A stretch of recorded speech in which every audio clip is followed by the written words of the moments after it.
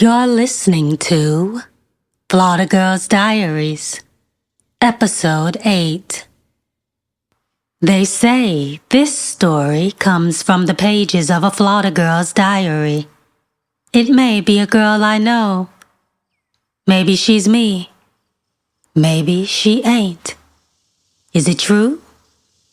Almost entirely.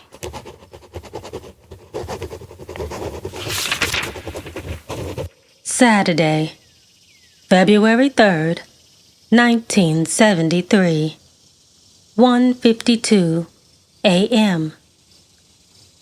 I don't intend on sinking the ship. Noah's got himself an ark, and I'm just hitching a ride to the next inhabitable land. After spending time overseas nursing folks back to health, I'm ready to return to a land I understand. A new town this time, though. It's been a rocky ride at sea. I don't usually get seasick, so when Noah came to comfort me, it was an affection I didn't know I'd longed for. It became too hard to be on my best behavior. The opportunity for an unexpected rendezvous never seems to escape me. I promised not to tell a soul. Especially not Mrs. Jones. I'm a woman that don't need his other woman to know.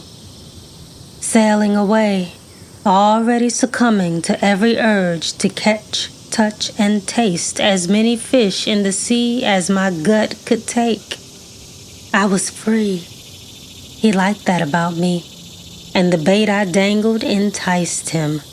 I had needs, and he met them. An iceberg of surprise. He swam in it. I guess he figured he could survive the deep end. We got lost in the soaking wet pleasure of it all. Every time we vowed it was the last time, he had to double back like a thief in the night, sneaking through the rocky docks on his way to me. She's always on his shoulder, that Mrs. Jones. She's prettier than me. Primp and polite, a true lady. Does she know he likes to shoot fish in my mouth? And other places too? He don't just want to explore me. He wants to feel my flesh, deep and wet. I just want something warm and stiff to pass the time. But when we land, this'll all come to a freeze.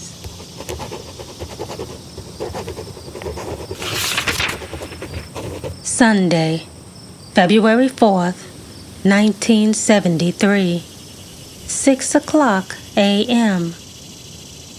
On land at last. Noah sleeps soundly, wrapped in my cum-stained covers. I won't wash them for days. I can't imagine Mrs. Jones being okay with him being out all hours of the night. I couldn't be his wife. I'd be all over town moving mattresses and tearing up peaceful homes to find my man. But maybe she's fine with it, since she knows he'll always return to her. We're on borrowed time. I'll enjoy it for now. A hard dick, soft hands, and a pretty face between my legs. It's better this way. I know the truth. Always. I should wake him up with my mouth. He'll appreciate the morning massage. Last night, we made passionate, raw love to each other. He said something nice like, "You looked real pretty on the water, darling. You was dripping wetter than anything I ever felt in all my years at sea. I gots to feel it for real." Things men say. And the wetter I got. So I let him. He's a dangerous man, filling me up without a care. He didn't pull out. To sleep in it he went.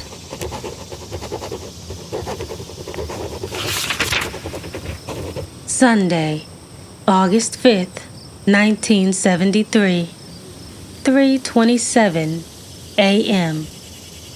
I've been busy at work. I love being a nurse, but it takes a whole lot out of you. You don't get much time to have a life. 14-hour days will keep you busy. With me being the new girl, it's only custom they work me to the bone. I'm good at what I do, though. I'd rather me than some fool who ain't got the care and skills I do. One of the nurses, Carol, invited me to her church. She took me with her and told me I needed to find a real church home and get right with God. And though I got a bunch of awkward stares at first, they eventually welcomed me with open arms. The pastor even prayed over me and said something about me being pregnant with a child of the Holy Spirit, and that I must repent for my sins of being unwed. He asked the Lord to send me a man to help care for me and my baby. He asked, "Where is the Father? Can he not come around and help? Why aren't you married?" It was then that I saw Noah across the room, a deacon at this very church. I know he thinks I followed him here, but I honestly had no clue. Who would have thought a cheating husband was a deacon at a church? This church. Of course, he didn't say a word. My presence was unexpected. He just stood by like a stranger that didn't fuck me crazy on the ship deck or at my place months ago. He was with Mrs. Jones and their 3 children. I didn't have a response for the pastor, so I just lied and said, "He ran off. He wasn't ready to be a father." Then I cried a good cry. I didn't intend to be the center of attention, but it got me some sympathy. Noah came over later, around 1 in the morning, and just left. First, he yelled at me and asked if I was trying to blow up his life. I told him I had no intention of doing so. He said, "Why are you pregnant? Why didn't you tell me?" I told him I'd been so busy working I hadn't realized until I was too far along, and I ain't killing a baby with a beating heart. He softened and said, "This my fault. I got lost in our moments together. I should have been more careful." I said, "We should have been. It's on me too." I assured him that I had my own money and was gonna raise this child on my own. I knew he had his own life, and I ain't want to get in the way. I guess that turned him on. His dick grew stiff in his pants as he smiled at me, playing with my hair. He went on to say he couldn't stop looking at me in church. The danger of it all got him all riled up, and he needed to see me and have me once more.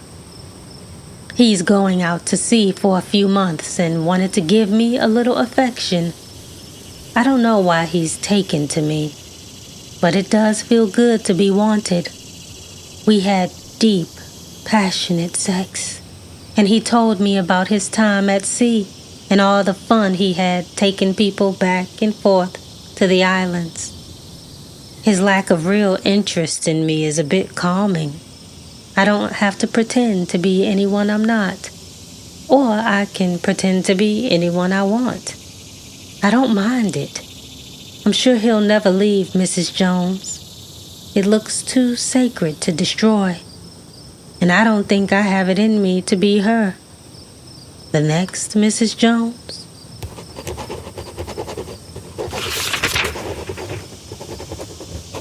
Saturday, March 1st, 1975, 7:32 p.m. Sometimes I feel like a fish lost at sea. The ocean is quite like this earth, untapped, unknowable, unlearnable. Nothing is mine, not even the time I have. Even that is taken away from me every day. Lynn is 2 now, and I've been seeing a new man who's happy to pretend she's his own whenever he comes around. He really just wants to lay with me and pretend to be a good man for a while. then he's back in the streets. I know this affair won't last long, but I find solace in knowing Lynn experiences something like a father's love. But she'll soon learn that no one man can be everything to one woman anyhow. She's better knowing who she is without a man. He'll only disappoint her with unmet expectations and his frivolous wiles. Noah still manages to come over from time to time for a piece of wet ass, and then he might change a light bulb or something like that. He's someone else's husband, so what am I to expect? He'll come and play with Lynn, but never calls her his. We don't even talk about it. He knows, and I know. It's just easier left unsaid. I can't believe I still get wet when I see him. The thought of Mrs. Jones welcoming her husband home with my sin on his dick excites me. What else is there to live for? The good, the bad, the beautiful, and the ugly. I reckon I represent the ugly. Yet and still, I keep my hair done and my legs shaved. I keep a job and I keep the lights on. Not a dime from a man. Just a ride. Noah called and said he was coming over tonight. He's got a pattern brewing now. The night before the first Sunday of every month, I've come to anticipate. I'll put Lynn to sleep, and he'll peek in to see her. But he won't say a word about her. He'll just turn on the game, ask for a beer, kick up his feet, and ask me to sit on it while he finishes.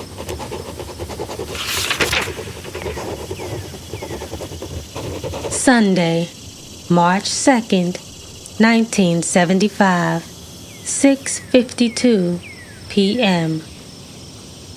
Church sure was something this morning.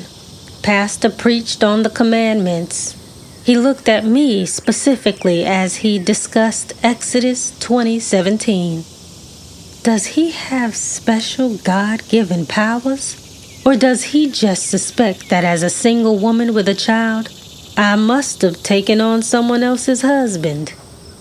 We've been careful not to be seen in public. Could Noah have confessed his sins on a day I wasn't here? Does he catch me glimpsing at Noah and Mrs. Jones? I try not to stare, but what they have intrigues me. According to Scripture, I'm in the wrong here. Do I have a duty to leave him be? I know I'm not the only one. I'm sure there's plenty of other women at sea he finds his way with. I trust a man to follow his flesh. That's all I can rely on as a woman. I'm not the crazy other woman that's gonna come into your home, break up your family, and murder your wife. I'll let you live happily ever after, however you like. I'll see you in church and say, hi. I might even bow to the Queen. Mrs. Jones said hi to Lynn and me today. I wonder if she can see the resemblance. I wonder if she can see her husband's eyes. I'm all mixed up. Maybe I'm a cynic. Sometimes I wish I wanted to be a wife. Maybe I'd be a good one. I can cook and clean, and I work hard. I might remind you of a hooker on the weekends. I go back and forth in my mind, wanting him to want to leave her for me. But that's just my ego. I love myself too much to be tied down to any man. They only love you good when they fear they'll lose you, when you're not really theirs.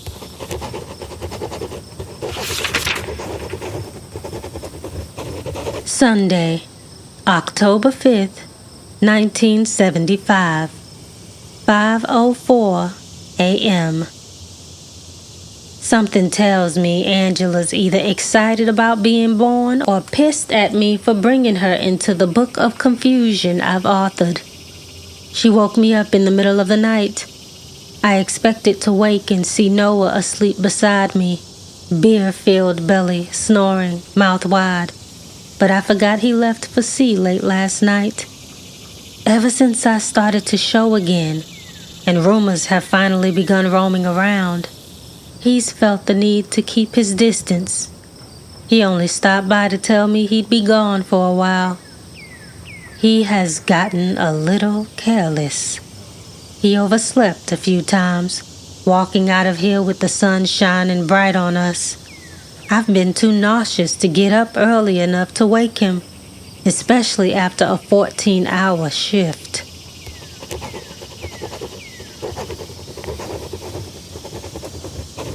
"5:36 p.m.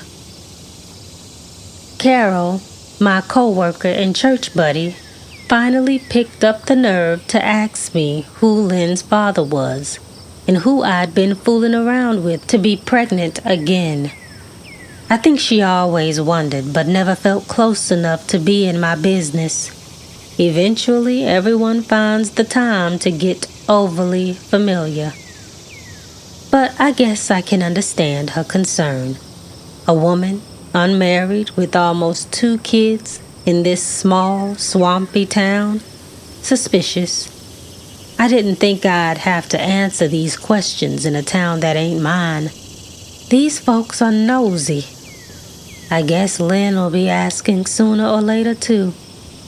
Carol teaches Sunday school, and Lynn just started going. Her older half-brother is in the class with her. He and Lynn have the same smile. He's always playing in her hair during service.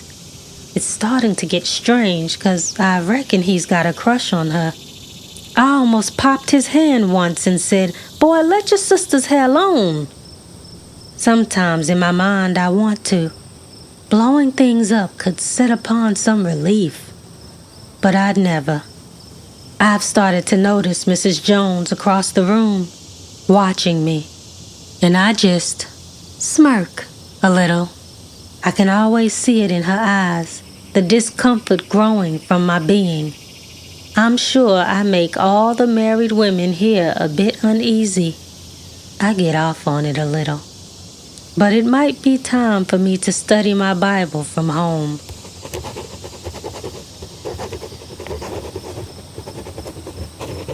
"7:32 p.m.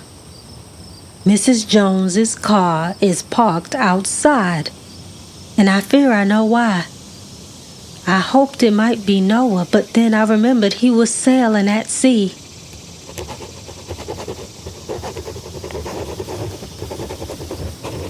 "9:47 p.m. After sitting in her car for an hour, Mrs. Jones came to my front door. I guess she had to think deeply about what she wanted to say to me. She knocked lightly, as if she ain't want me to hear. But I still went to the door, politely greeted her, and welcomed her in. She said, "I can't stay long." She knows about Lynn and Angela, I can tell. But just like her lying husband, she ain't speak on that. She gave me a box of hand-me-down baby clothes and $200. She said, "I can't imagine how hard it must be to do this alone, but I want to offer my support. If there's anything else I can do, let me know. And just for your growing baby's sake, I recommend staying home for a while. Church is no place for a woman in your condition." I took the hint and said, "I planned on taking some time off. The baby's getting heavier and heavier, so thank you." She continued sternly this time. "We've got a property in the next town over. More space and a good hospital that would love to employ you and deliver your baby. Handsome man, fresh out of the army too. I'd love for you to go there and live comfortably. You don't have to pay for a thing." Mrs. Jones wasn't an iceberg like me. She was a rare fish in the sea. Count on a woman like Mrs. Jones to anchor him down properly. She made it clear that I've worn out my welcome. Angela's due in November. This might be the best time for a change of scenery for us all.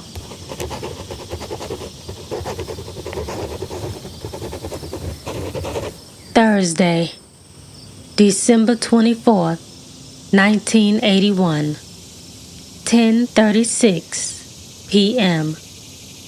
Despite all the chaos I've been part of, I really am blessed and highly favored. I pulled doubles all last week to be home with my girls.